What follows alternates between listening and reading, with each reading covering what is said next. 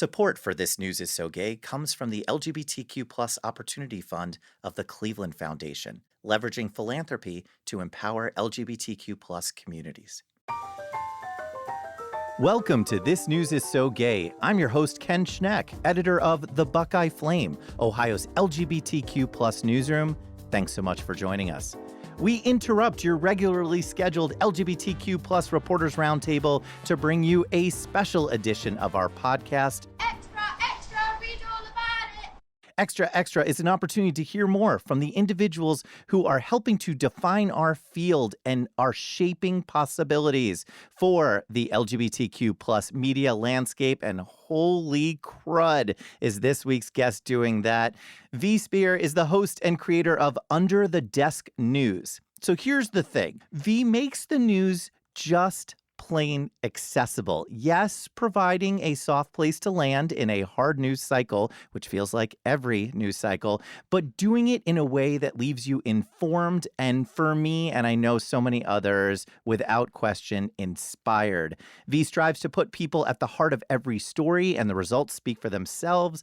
Millions of followers across social media, incredible collabs with everyone from Joe Biden to, I'm sorry, it must be said, Ryder Strong, which we will discuss, and recognition that includes everything from the Time 100 list to recently nabbing the Outstanding Independent Journalism Award from GLAAD, and now, I must assume, the crowning achievement here with us. Welcome to This News is So Gay. Thanks for having me. Yes, this was my North Star, and now I've achieved it, so I'll just quit as soon as we're done. What will be your next career now that you have to change? I mean, maybe I'll go into like go-go dancing or something. I don't know. Something a lot more lighthearted and whimsical than the news has been.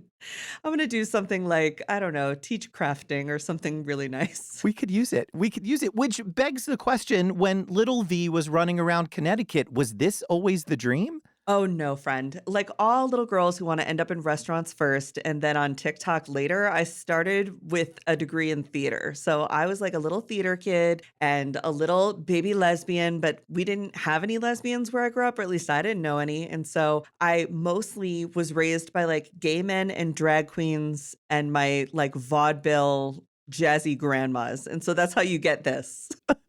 Which, for folks who don't understand, that means suddenly Seymour 5 nights a week. That's essentially I'm telling you. Yes, that's my ideal place in the world. Somewhere that's green. I love it. You said in one interview, and I loved everything you said about this, that your mother helped develop your storytelling approach. Talk more about that. So I had a stage mom, obviously, as all performers do. But my mom was a really interesting person in that she had me very young. And one of my earliest childhood memories was sitting on the counter watching her put her makeup on, but it was the early 80s. It was like mid 80s. So when I say putting makeup on, I mean like a beat, okay? Yes. Like the blue eyeshadow, the winged eyeliner. She had crazy beautiful hair. She looked kind of like Joan Jett and Hell's Angel all at the same time.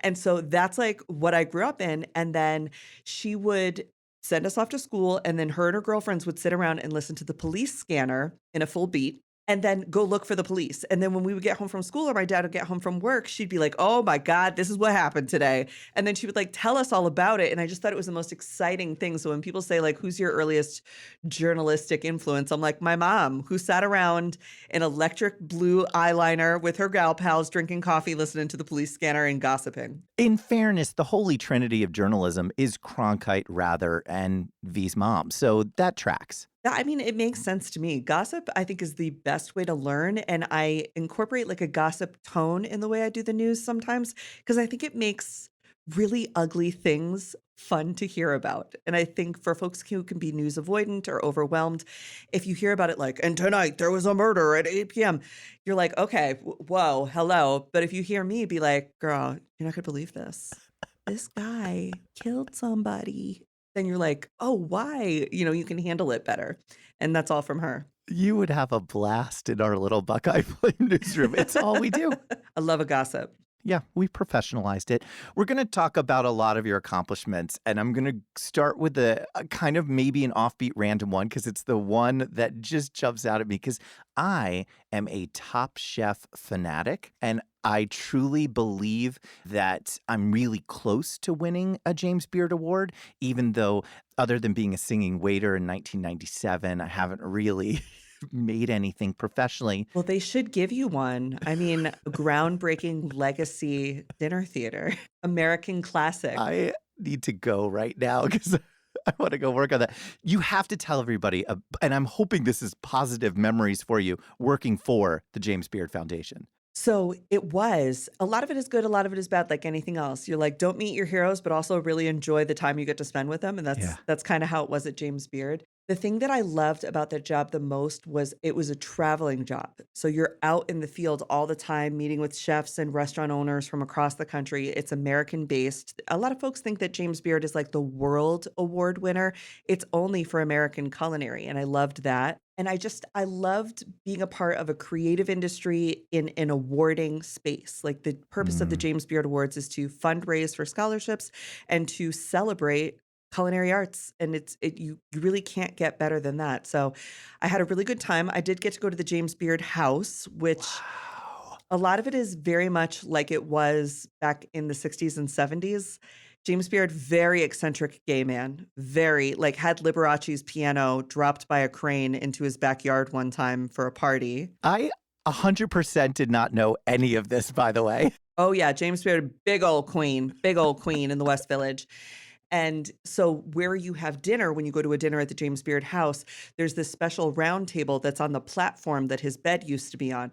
And I was like, oh, well, what was the rest of the room for? And they were like, chairs. I was like, oh, okay. And then you go in his bathroom on the second floor and it's wall to ceiling mirrors. Everything there is a Okay. mirror. And I was like, it's like Boogie Nights, but cooking. So that was wild. That was kind of fun. It's very old New York. Kind of reminds you like of a time. I have about 42 more questions on that, but we're going to move on. We're going to move on to journalism life. Look, the thing that I love, there are many things that I love about you. The thing that I love the most about you is the way that you approach journalism storytelling with authenticity. It strikes me that authenticity is something that I'm kind of curious whether consciously or not, in no way shy away from. Is that something that resonates with you? Yeah, for sure. And I think it comes from working in the culinary space. You Hmm. know, why does somebody come and have your roast chicken over somebody else? It's because of the way you do it. And it's not just the way you cook the chicken, it's the feeling they have from how heavy is the door that they pull when they open the door to what is the lighting like? What's the music like? What does it smell like? How does the hostess greet them? Is the chair comfortable? Like, I think about the news as like a full spectrum hospitality experience. And that's because that's what I did for 20 years is try and provide strangers a really wonderful evening. And so when it comes to the news, I'm building that mise en place out very much the same way, where it's not just about what I'm serving you, what I'm telling you, but about will this make you come back? Were you comfortable? Did it make sense? Did I serve the right thing to the right person? And also recognizing that my restaurant can't be all fusion, right? Because we hate that. I just have to be good at the stuff I'm really good at and celebrate other people on the block who are doing similar work. And so that's the approach I've made on journalism. How is it that me sitting here right now, recognizing the restaurant terms that you're using, makes me think, wait, maybe I could win Top Chef? I don't think those are the same thing. No, but you know what? There should be like a Top Chef Audience Award because it's not just about the cooking, it's about the guest experience too. And they should get points for like best guest experience, I think. I would love that, except that I'm a vegetarian and the chefs don't like when it's a vegetarian challenge. So, It's very hard. Well, because vegetables are so like fickle, and the thing you get, taught is gonna make or break you is how you prepare meat. And like everybody wants to be on the hot line, everybody wants to be on the grill. Very few people want to be like garde manger. Like very few people want to just mess with the vegetables. And when they're doing these challenges, the timing of everything makes the vegetable prep a lot harder. these are journalism metaphors. I believe that with my I'm soul. telling you. Yep. What types of stories are hard for you to cover? Because the thing about you, again, with the authenticity, you know that you make this look effortless, right? Like it just looks effortless. So stories that are hard for me to tell, I don't because it's my channel and I can do what I want. So if I start crying when I'm telling a story, and it's happened before where something will just absolutely gut me to a level that I can't handle it, I know from a theater background in that case that if I cry, the audience won't. And if I cry, somebody's going to think something's gone wrong. And just like if you laugh, people don't laugh. So if I start crying, I see that as like a maybe this is too much and I need to understand it better before I present it. Because to just trauma dump on the audience is not going to serve them or me very well. So when it comes to a difficult story, oftentimes I will wait until I can say it without choking up if it's something really, really, really difficult. And I can even let the audience know, hey, I saw what happened in Lebanon. We're going to talk about that a little bit later today. I need to get more information. And then they're like, okay, they're okay with that. They'd rather that. The stories I like to tell are the good news only stories because it makes me feel like a little rebel in the journalism world because folks don't typically cover good news stories. And like when you're a reporter, if you get put on the human interest piece, you're like, ugh, I got to work my way up from this. But for me, those are the ones that people need to stay engaged in the quote, more important stuff. And it creates a lot of community in the comments and in my DMs, and people can share their own story of how they related to that thing. Makes the news less high stakes for a quick second, makes people feel more welcome. Yeah. You know, we're here wrapping up season 1 of This News is So Gay, 30, 40 journalists, LGBTQ plus journalists from around the country. And one of the narrative threads that has come up over and over again has been this gatekeeping in journalism, this pressure to not only not be authentic, but to put your identity over there. It is mutually exclusive to the news that you're covering. Your response to that, your experience, what has been your experience with that gatekeeping? So with gatekeeping, I always find that comes from a place of thinking that there's only so much audience and so much time and only so many stories are worth telling. And I find that's just simply not true. And folks find it shocking that I will share so much with other creators or other newsrooms. I'm like, why not? There's such an abundance of things to talk about. No one person can do it, but that's not the network mentality. And so what's been driven into a lot of people who like went to J school and then went to corporate media is like, we need to control the narrative and get all the eyeballs and be the only source for news. And that's a terrible burden for anybody to have to endure. So I've not ever been a gatekeeper, even in my culinary days, theater days. I was like forever sharing sheet music and people were like, why would you do that? I'm like, I don't know. If they want her and not me, that's just what they want. That's fine. It'll be my turn another day. But I think as we see more and more jobs in journalism shrink, we see higher and higher competition, more and more cutthroatness. And that's what I've liked about being a part of the independent media rise right now is I had a full-time job until I could afford to not. Like I was able to build an audience parallel to working my culinary job until I realized that I was funded enough in enough different diverse ways to make the jump. But unfortunately, I think some of it's gatekeeping and some of it is the money's tight, man. So you Yeah. do have to find a way to, in my case, monetize through the digital streams and platforms, which just happen to be hot right now. But we'll always be chasing what it is next. You know, when TikTok stops paying so well, then it's like, okay, I got to start a Substack.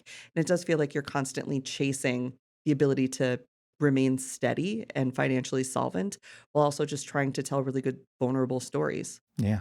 One of the other things that I appreciate about you, this is just V Appreciation Hour, which I am here Thank for. you. I need it. I'll take it. Is that you do not hesitate to collaborate. And that's another thing that we're hearing so much from our colleagues is that, sure, it's great to have someone to collab with on Instagram for the post so that it gets greater exposure, but not true collaboration where you're really exchanging that energy with another journalist. What has been your experience with collaboration and the way that you approach it? I'm a terribly lonely person in the work that I do. So any chance I have to have somebody guest on my podcast that's going to be excited about it or do an Instagram post or even duet or stitch them because they just said it so perfectly. So I might as well like amplify them and add my 2 cents as opposed to trying to like say it my way, a different way. I'm going to do it because I think loneliness leads to burnout. And I want to stay medium famous and work forever. That's what I told my agency. I don't want to be a celebrity. I don't want to be a flash in the pan. I don't want to like go be some big anchor on some big TV show. I want to be like Bill Nye. I want to work forever and be beloved and be a good sharer and be a good friend and also have people. I think that's been really key to me all through growing up and everything else is this idea that like they say in Gypsy, people who need people. I like really took that to heart. Or like in Carousel, You'll Never Walk Alone. I was like, All right. All right. So I think musical theater trained me to be a really good collaborator. And when you're an actor or in the theater, that's what you're doing the whole time. You're getting your energy from other people. You have to be a really good active listener to perform well, and that all matters to me. I can't tell you how many different references to Seussical just cycled through my brain that I was about to use because, as we all know, it is the great American musical. I would assume that you just get tons of feedback from folks who are consuming your content. What is that like for you? So it's two ways. I get a lot of, hey, V, just wanted to say great job, thank you, which I read all of them and I like pause and I take a moment and I like really allow myself to feel that, not to like build ego or anything, but to stay present in the moment that we're in and to be reminded, even when I'm really tired or I feel overwhelmed or I feel like, why does this even matter? Are things getting better? That for a couple people it did, and it really mattered to them and it made them feel included. And so I do that to like keep the energy going. And then on the other side, there are times when people feel, they build trust with a journalist and they want to tell you a story about an injustice that Mm. has come to them or a way that you have helped them overcome some grave atrocity. And those can be harder to receive, but I appreciate them all the same. The first time I went to VidCon, I didn't know what it was because I didn't even know being a content creator was something you could do. I was like, no W-2? What are you talking about? I'm a millennial. Like I couldn't possibly work for myself. How am I going to do this? So I got asked to go to VidCon as a featured creator and I had no idea what that was. Apparently it's like a big deal thing as I came to learn. And I had a meet and greet line, which I thought was crazy because I was like, who want just meet me? I'm just like a regular person who's cruising the Wegmans most of the time. Like I live in rural Rochester, like up in the suburbs. I'm like degular person, Medium famous. medium famous. So I had this meet and greet line and a woman came up and she was like, my daughter and I used to watch your show together and we really appreciated it and blah, blah, blah. And it was the pandemic time. And we had just come out of the prime pandemic time. And she had this teddy bear and she was like, I just really appreciate the way you hold people. And like, you gave such good medical advice and you talked about Afghanistan, you did these things and I'm just grateful. So we came to see you. And I was like, okay. And she's like, can we take a picture? I said, sure. She goes, will you hold the teddy bear? I said, sure. We take the picture and she goes, thank you so much. The teddy bear holds the ashes of my daughter. Whoa.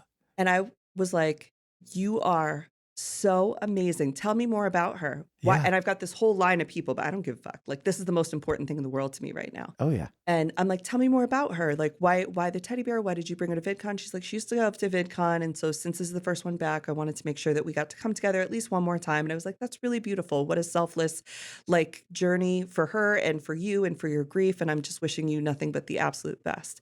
But that's hard. But that's something that I wouldn't have been able to react to if I didn't know hospitality and how to care for people and like be a present, active listener. And so sometimes stuff like that happens where you're like, wow, this woman who lost a child Mm. is finding some comfort in this little meet and greet line we're having at this absurd event called VidCon. And to be a part of that, I think is just something that really like makes me feel like a whole person.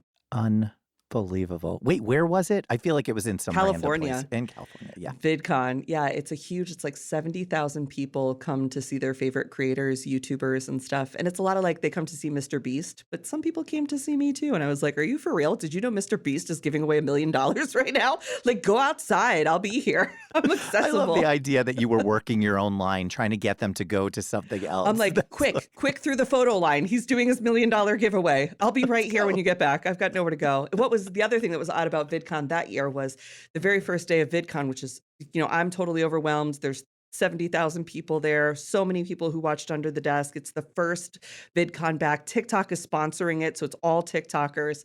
And they overturned Roe v. Wade in the morning. So I had to report that. And then as I'm like walking through this convention center, people are screaming at me and crying. And they're like, V, what are we going to do? What's going to go on? And I was like, you know what? We're going to figure it out. We're going to do it together. We're going to figure this out. I don't know right now. All we know is what we know, but we'll get there together. Amazing. Listeners, you are listening to This News is So Gay. I'm your host, Ken Schneck from the Buckeye Flame. By the by, if you are not subscribed to This News is So Gay, what on earth are you waiting for? Subscribe to This News is So Gay right this very second on your favorite podcasting app so that new episodes automatically make their way to you. Well, it is time for our weekly segment, folks. It is time for Glitter Bomb. This is where our guests share a story of queer joy that they are seeing out there in the world that they want to amplify. So let's set off a glitter bomb. V, give us a story of queer joy that you want us all to know about. Okay, so as I've mentioned, I live in Rochester and I've lived here for 6 years. And I talk all the time about how much I love Rochester and how great it is and all these different things. And I feel like a little bit like St. Patrick driving the snakes out of Ireland, but I'm driving the gays into Rochester. I was getting my hair cut I was about last year this time, and the girl who normally cuts my hair wasn't there, and she was like, Val can cut your hair though, and they do a great job. They're fantastic. I was like, sure, I trust you. Let's have Val do it. I get there, and this woman's cutting my hair.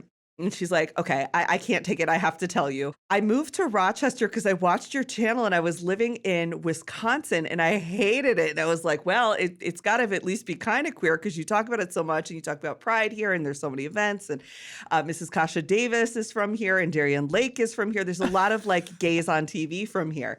And so this woman is like, so I moved here and it's just crazy that I'm like cutting your hair now. And so shout out to Val, the barber. But this is happening more frequently. I was at the Brighton Farmers Market last week and this woman came over and she's like, my daughter and her wife and their children are actually moving back to Rochester now, which she had grown up there, moved away and is coming back. Rochester is my glitter bomb of gay. Everywhere you go around the city, you will find gay people, trans people. We have Pride Night at our little local baseball team. Like we have a minor league baseball team thing. There's like gays at the Lilac Festival, total pride events. There are coffee shop events. All these drag queens are from here. It's just a wonderful, beautiful place. And then there's a bunch of stuff this is like the new gays, I call them. So like in my day, as we talked about before we got on the show, I grew up in Connecticut, in the normal part of Connecticut, in a town called Derby, which is like 5 square miles of churches and football fields, and like very working class. My parents were like, you're just going to grow up, you're going to be gay and move to the city. Like, there's nothing I can offer you here. I can't do anything for you. And it brings me joy that people can grow up in Rochester and stay here and open businesses as gay people without it having to be a quote unquote gay business. It's just a bakery. It's just a restaurant. It's just a whatever. It's just the mechanic. It's just my plumber, but they're all gay. And I'm like, this is awesome. So the new gays aren't just seeking jobs like we maybe had to in the arts or culinary or gay only bars and stuff like that. They're like, no, we have there's a bar here called Flourish. Say no more. And it's a non-alcoholic. Love. And I'm like, yes, girl, I need that, you know? So there's something for everybody here. And that's my glitter bomb. I love seeing the gays out.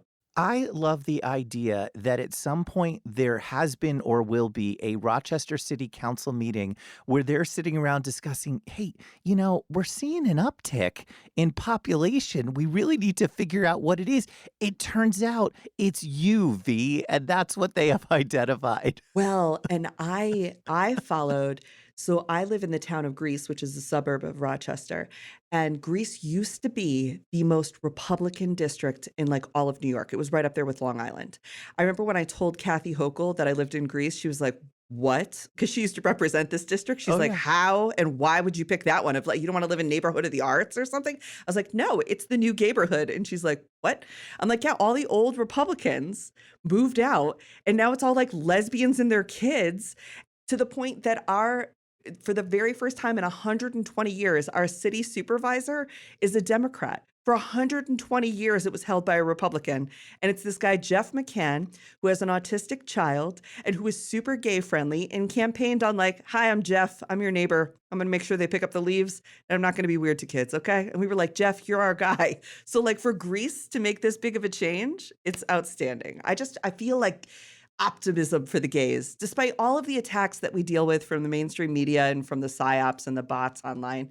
Like the gays are flourishing. My partner and I cannot figure out where to go on our next vacation, and I can't believe we're going to Greece and not the Greece we thought. Come and see me. We live right on Lake Ontario. It's beautiful. There are local laws here in Rochester that say you can't develop the beach. It's for the people who live here. So there's not like big hotels and stuff. It's just for you. That is not Cleveland. I'll tell you that right this No. very second. Oh, I love Cleveland though. I go a lot. It's beautiful. We absolutely love it here. It's been really supportive, and to be standing as the LGBTQ plus newsroom of the state for the past 6 years it's been an incredible experience. We do have a bonus glitter bomb for everyone. I'm going to say 2 words to get your reaction. I did tease it at the start, V. Ryder Strong. Yes. All the Sean P. Hunter, Boy Meets World. I got to do a show with him this week. He is every bit as amazing as you would have ever hoped. And we actually talked about how, for me, he was like my comfort character growing up, because on Boy Meets World, the whole show was about Corey and Topanga and their straight love that was like such a struggle. It's And too like, difficult. Sean Hunter had great hair and hobbies and interests and things that he cared about outside of like a girl. And I always loved how he'd be like, yeah, I went on 6 dates this weekend, whatever. And that was about the extent of it. For a lesbian in Connecticut who didn't have a lot of possibility models, the fact that the sidekick friend was like into poetry and art, but also was poor and motorcycles and like, I don't know, he was really cool. But I got to meet him. He's fantastic. Teen heartthrob to this day. Amazing. What is coming up for you that you are excited about? So we're going live every day now. That's the big thing. Every day we go live to beat the AI, because there's so much AI slop and I can only make so many videos, and I want to spend time with people because I said it could be very lonely. So every day we go live from 10 to 11:30 in the morning, Mondays through Thursdays, and then on Fridays from 3 to 5, because the Dust Bunnies, which are my followers, call themselves the Dust Bunnies because we're under the desk. Get it? Dust Bunnies. Got it. They were like, can you do the live on Friday later in the day? Because I am like usually done with my work by 3, but I have to sit at my desk until 5. And I was like, totally. So on Mondays, we do art history and American propaganda with my friend Dr. Shan, who has a PhD in American studies. On Tuesdays, we do hot geopolitical gossip. Wednesdays, the show is called A Hill to Die On, where we talk about all the things that are making us want to die from the hill.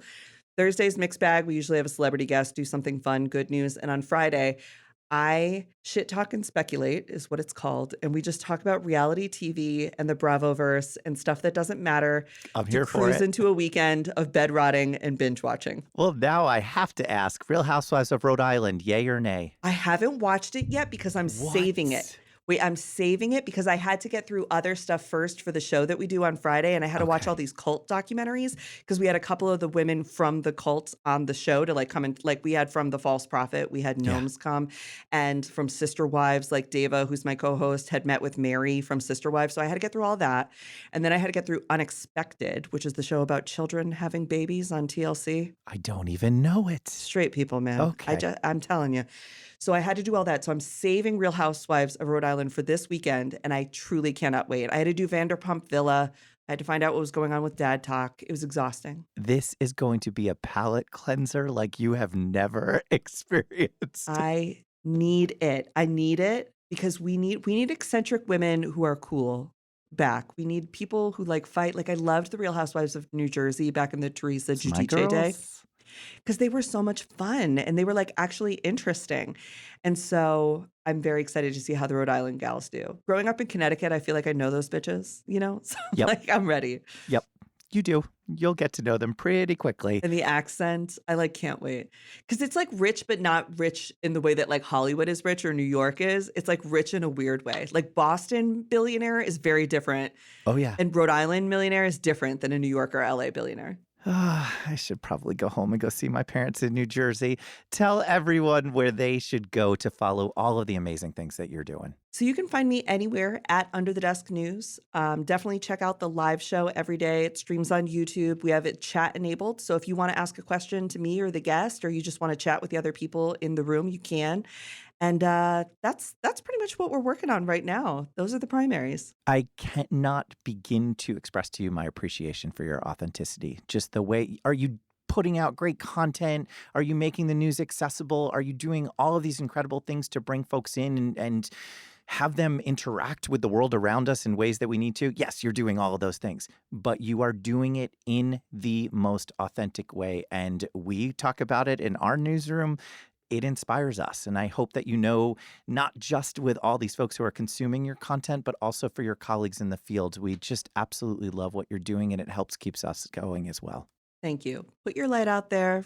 Fly your freak flag. You'll find the right people to build community with. Don't be afraid. Be vulnerable. There it is. Thank you for everything you're doing. Thanks, Ken.